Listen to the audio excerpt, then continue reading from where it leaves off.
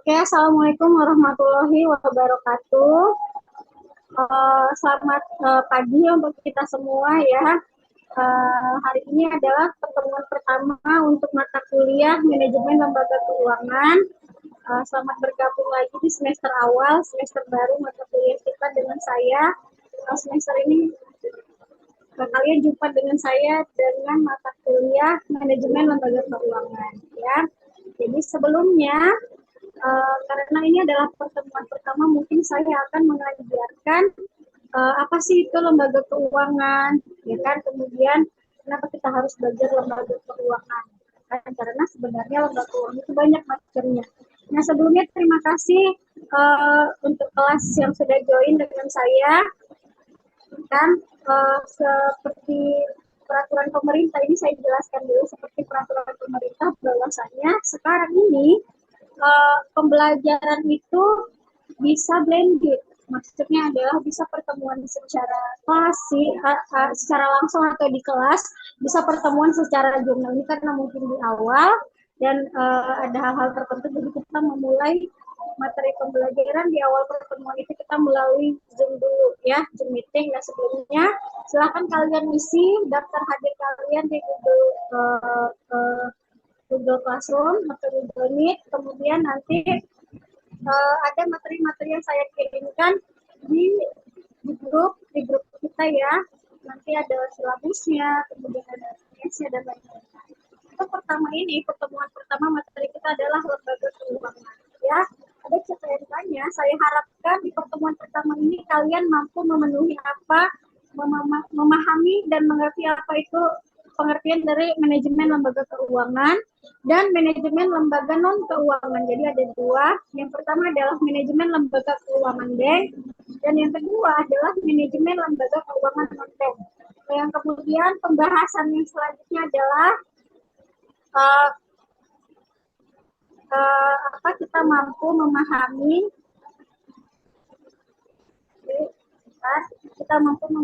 apa itu bagian-bagian dari lembaga keuangan bank dan lembaga keuangan non bank ya, bagian-bagiannya. Oke, next, coba simak videonya berikut ini. Perbankan. Ikuti pelayanan terbaik dari bank. Mungkin hampir semua orang mengenal bank yang tersebar di berbagai pelosok daerah di seantero Nusantara. Namun, apakah mereka telah mengenal bank dengan baik? Apakah mereka memahami berbagai produk perbankan yang dapat memudahkan kehidupan mereka? Bank adalah sahabat masyarakat sejak dulu yang setia mendampingi setiap pribadi dalam bertumbuh, baik dalam pekerjaan maupun dalam bidang usaha. Bank juga menerima layanan kiriman uang atau transfer, baik dari rekening perusahaan ataupun antar rekening pribadi. Cukup dengan membuka rekening, maka gaji langsung dapat ditransfer atau dipindah bukukan dari rekening perusahaan ke rekening pegawai. Setiap orang dan keluarga layak memiliki sebuah rekening tabungan yang dapat dipergunakan sebagai sarana menyimpan uang mereka dengan aman. Aman dari pemakaian diri dan aman dari tindak kejahatan pencurian. Selain sebagai sarana tempat menyimpan kekayaan yang aman, tabungan yang memiliki kartu ATM juga bermanfaat sebagai alat pembayaran yang aman dan nyaman kala melakukan pembelanjaan. Kartu ATM ada yang dapat dipergunakan sebagai kartu debit yang langsung mengurangi tabungan yang dimiliki. Sehingga kita tidak lepas kendali, karena kala dana masih ada, kita dapat melakukan pembelanjaan. Namun kala dana sudah menipis, maka kita pun akan berhati-hati saat berbelanja dengan kartu debit tersebut. Disarankan, sebagai seseorang yang merencanakan masa depan, sebaiknya setiap pribadi dan keluarga memiliki setidaknya 2 rekening tabungan. Rekening pertama dipergunakan untuk tempat menampung penghasilan atau gaji dan tempat dana untuk berbelanja. Jadi, rekening pertama adalah rekening masuk dan keluar. Sedangkan rekening kedua adalah rekening untuk menampung dan mengakumulasikan dana investasi masa depan. Rekening kedua ini hanya dapat menerima, dan setelah dana yang terkumpul cukup besar, baru digunakan untuk membeli produk investasi lainnya. Salah satu instrumen investasi yang dapat dimanfaatkan masyarakat adalah deposito, yang memberikan keuntungan pasti setiap bulan kepada deposan atau investor. Di video itu menggambarkan bahwasanya ada bagian dari lembaga keuangan bank, ada lembaga keuangan non bank. Lembaga keuangan bank salah satunya adalah tadi katanya ada orang yang nabung, kemudian bagian tabungan itu atau di bank itu ada produk-produk layanan tabungan dan lain-lain. Jadi inti dari semuanya video tadi sebenarnya adalah baik dia lembaga keuangan bank atau nanti pun lembaga keuangan non bank merupakan lembaga yang di bawah naungan OJK. Jadi lembaga atau lembaga suatu lembaga yang keduanya itu di bawah naungan OJK. OJK itu sendiri adalah Otoritas Jasa Keuangan dan OJK itu pun di bawah naungan Bank Indonesia. Oke. Nah, sebelumnya saya kasih gambaran sama kalian. Sekalipun ini adalah materi, misalnya kita belajar akuntansi, tapi kan sebenarnya secara tidak langsung sehari-hari ini adalah kegiatan yang secara tidak langsung kita lakukan sehari-hari. Baik dia lembaga keuangan bank, lembaga keuangan non-bank. Nah, coba lihat pengertian lembaga keuangan. Coba next. Kita bahas tentang pengertian lembaga keuangan dan peranan lembaga keuangan. Nah, apa itu lembaga keuangan? Nah, lembaga keuangan adalah lembaga yang memberikan fasilitas dan produk di bidang keuangan serta memutar arus uang dalam bentuk perekonomian. Nah, secara tidak langsung lembaga keuangan adalah lembaga yang memberikan pelayanan atau fasilitas di bidang keuangan. Secara umum apa sih lembaga keuangan? Yaitu bank. Tetapi ada lembaga keuangan non-bank yang sebenarnya lembaga keuangan bank dan non-bank itu ada garis benang merahnya, ada garis lurusnya gitu. Nah, contoh ini secara umum dulu ya. Apa sih Miss contoh lembaga keuangan bank? Contoh lembaga keuangan bank itu misalnya perbankan, ya kan? Oke, lembaga keuangan non-bank apa Miss? Dia mirip seperti lembaga keuangan yang memberikan fasilitas atau pelayanan jasa di bidang keuangan, tetapi tidak digolongkan ke dalam lembaga keuangan bank. Contoh, kalau dia tadi lembaga keuangan bank, contohnya perbankan. Nah, lembaga keuangan bank yang memberikan jasa atau pelayanan seperti itu, tapi tidak disamakan. Apa contohnya? Misalnya pegadaian, sama-sama memberikan pinjaman, tetapi di lembaga keuangan bank, tetapi di bank itu pinjamannya ada peraturannya berbeda. Harus nabung dulu, harus punya tabungan dulu, baru kita boleh kredit atau pinjaman. Nah, sedangkan di pegadaian kita menggadaikan barang. Secara tidak langsung peran mereka sama, tetapi dibedakan, kan itu dibedakan oleh pemerintah. Nah, kemudian apalagi sekarang lembaga keuangan bank, lembaga keuangan misalnya ada pinjaman online segala macam, tetapi dengan syarat ya, apalagi sekarang isunya banyak bahwasanya lembaga keuangan itu memang lembaga keuangan bank dan non-bank itu memang harus di bawah naungan OJK. Kalau nggak berarti itulah yang sekarang muncul isu-isu pinjaman ojol, ya kan, pinjaman online, pinjaman bodong dan lain-lain. Jadi pinjaman-pinjaman seperti itu tidak di bawah naungan OJK. Oke. Nah, di sini ada apa sih perbedaan bank dan non-bank gitu. Berarti bank itu adalah lembaga keuangan bank dan kemudian lembaga keuangan non-bank itu misalnya tadi pegadaian, apalagi ya contohnya misalnya leasing, ya kan, leasing. Kemudian apalagi sih koperasi yang sudah punya badan hukum misalnya. Kemudian apalagi ya? Ada yang tahu nggak? Banyak sih sekarang misalnya selain leasing misalnya pinjaman atau penjual-belian barang dan lain-lain, kan sekarang banyak kegiatan-kegiatan seperti itu. Oke, kalau di sini katanya apa itu bank-bank adalah langsung merupakan simpanan masyarakat. Dia merupakan simpanan masyarakat langsung, misalnya apa, tabungan. Itu contoh fasilitas yang ada di perbankan, misalnya tabungan. Apalagi deposito. Kemudian yang kedua, tidak langsung berupa kertas. Enggak kertas dia. Kalau misalnya tabungan itu kan cash. Terus kita simpan ke bank, kita pakai cash money kemudian disimpan gitu kan. Nah, di sini tidak langsung berupa kertas berharga atau penyertaan pinjaman, nggak berupa kertas dia. Kalau kertas berharga itu malah nanti di non-bank apa nih? Contohnya investasi. Tetap ya, investasi dia, walaupun investasi apapun itu tetap harus di bawah naungan OJK. Karena akhir-akhir ini banyak kejadian-kejadian, kayak tadi saya baru baca berita, dia pinjamannya 6 juta.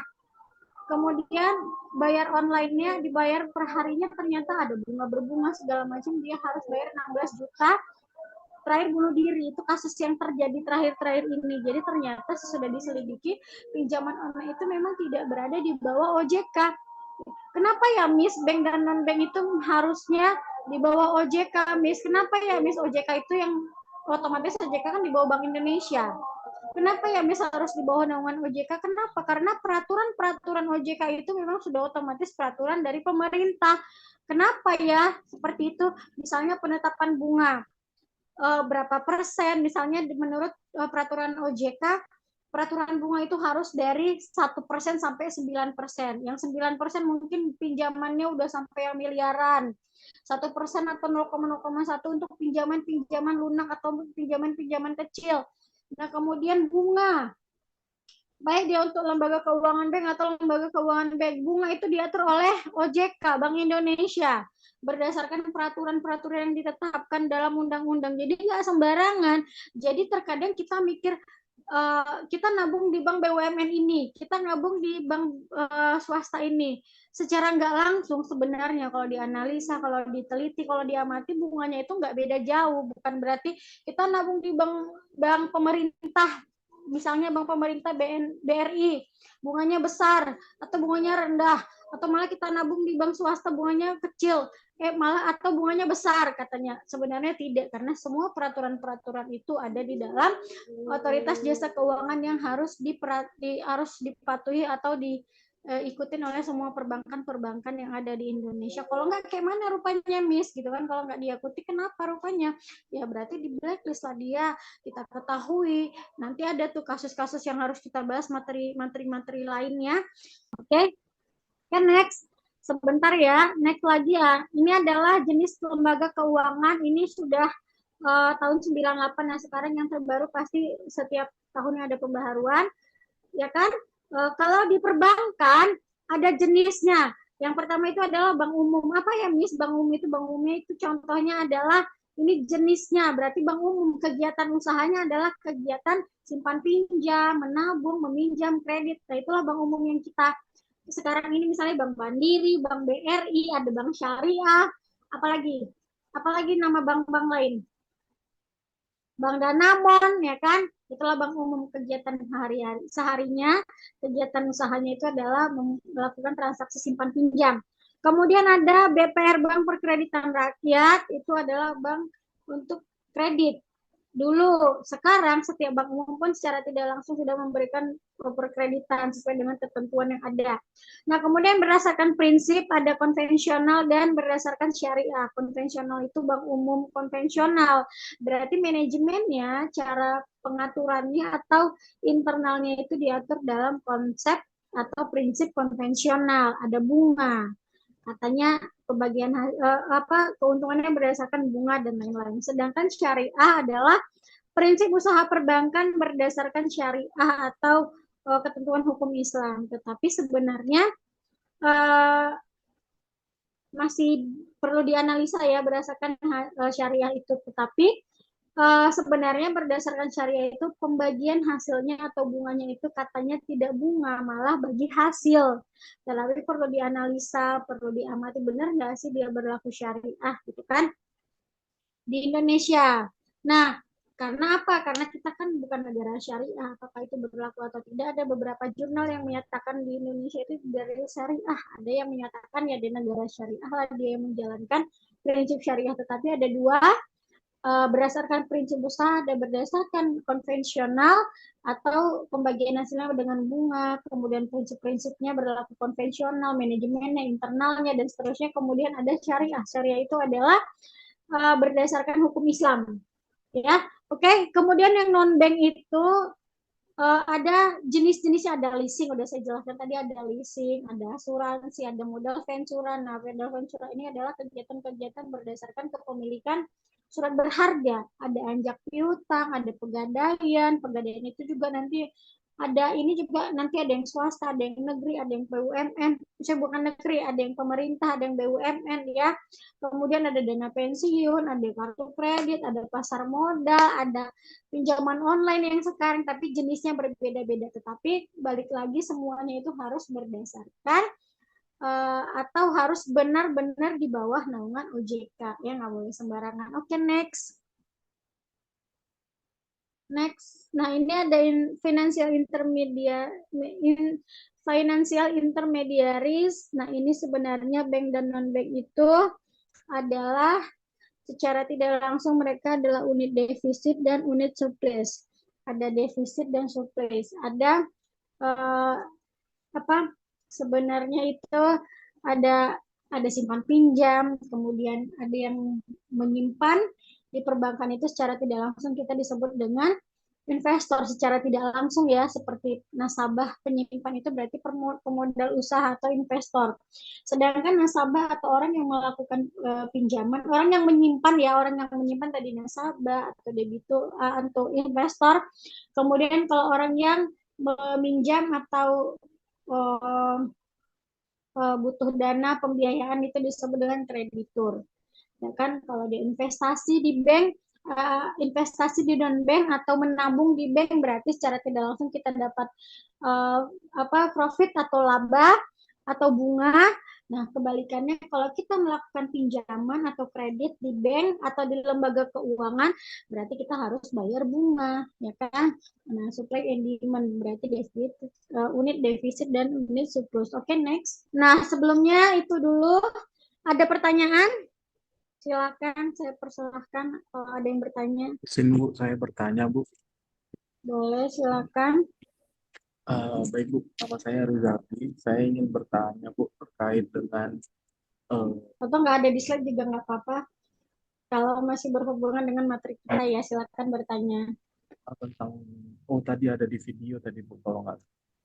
Nah, Oke, apa pertanyaannya? di video tadi saya lihat kan ada eh, seperti plottingan Kenapa ya, kurang jelas?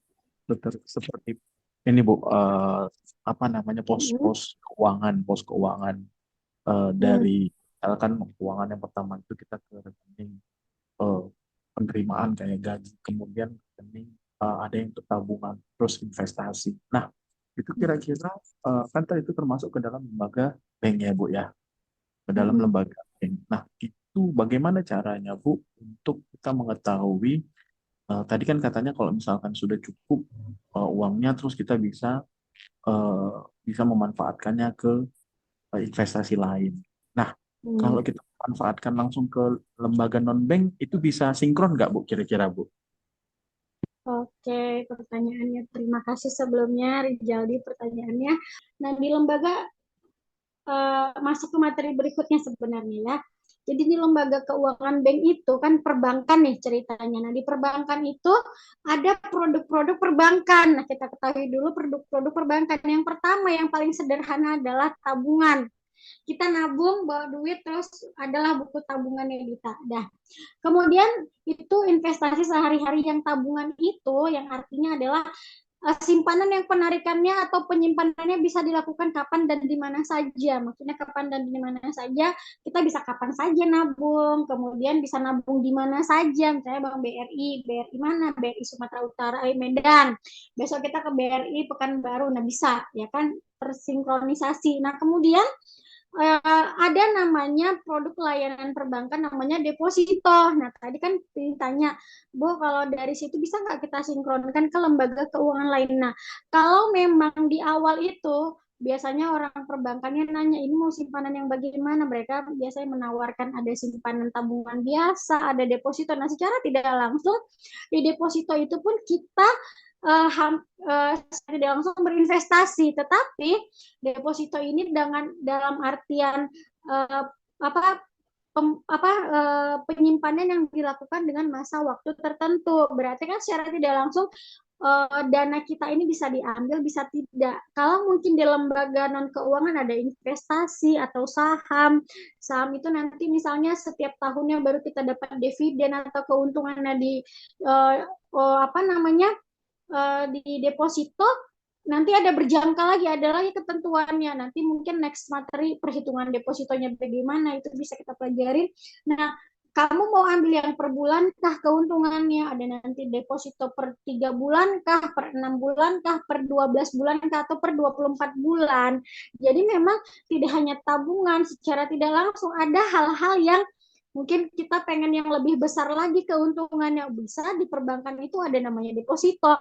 Kemudian Miss, kalau dia lembaga perbankan yang mirip sama di non keuangan bank kan kayaknya nih sejauh ini uh, mungkin pribadi ya, oh mungkin sejauh ini yang paling aman itu kita di perbankan. Kenapa? Di bawah naungan OJK, kemudian perbankannya itu BUMN atau bank-bank pemerintah gitu kan. Nah, kalau di lembaga keuangan non bank mungkin kita kita maksudnya kita awam ya. Kalaupun kita main saham dia harus ada brokernya, harus menganalisa data dan sebagainya, agak ribet kita orang awam ini. Nah, jadi kita boleh memilih. Sebenarnya ada fasilitas-fasilitas yang kalau kita punya uang besar, tapi kita nggak mau di non keuangan, kita pengennya di lembaga keuangan, bisa aja ada fasilitas-fasilitas yang ditawarkan perbankan, ya kan? Uh, Itulah contohnya tadi deposito. Selain deposito ada lagi nggak ya? Sekarang banyak. Sekarang investasi emas, ya kan? Karena ada produk-produk atau layanan-layanan perbankan yang sudah ada benang merahnya atau sangat mirip dengan non keuangan, tetapi secara tidak langsung lebih aman. Tetapi menurut penelitian, kalau di negara kaya atau negara maju itu sebenarnya anak-anak mudanya, maksudnya anak-anak muda, mahasiswa biasanya ya, mahasiswa, anak-anak pelajar di luar negeri itu anak-anak mudanya di sana itu cenderung memilih investasinya di lembaga non keuangan.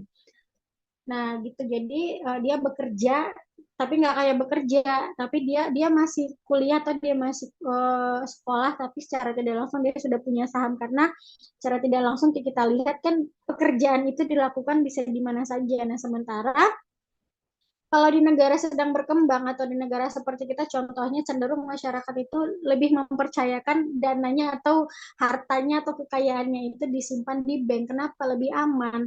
Secara tidak langsung nih sebenarnya sama-sama aja, makanya tadi tetap kita harus di bawah OJK. Gitu dia. Oke? Okay?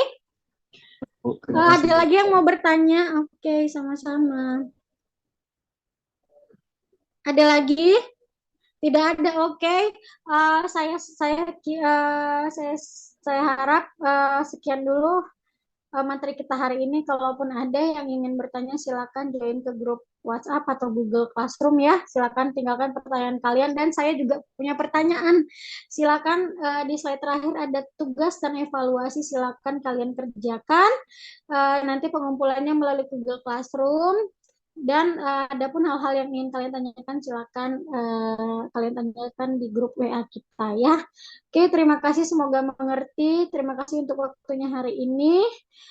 Saya sudahi, wabillahi taufiq wal hidayah. Wassalamualaikum warahmatullahi wabarakatuh.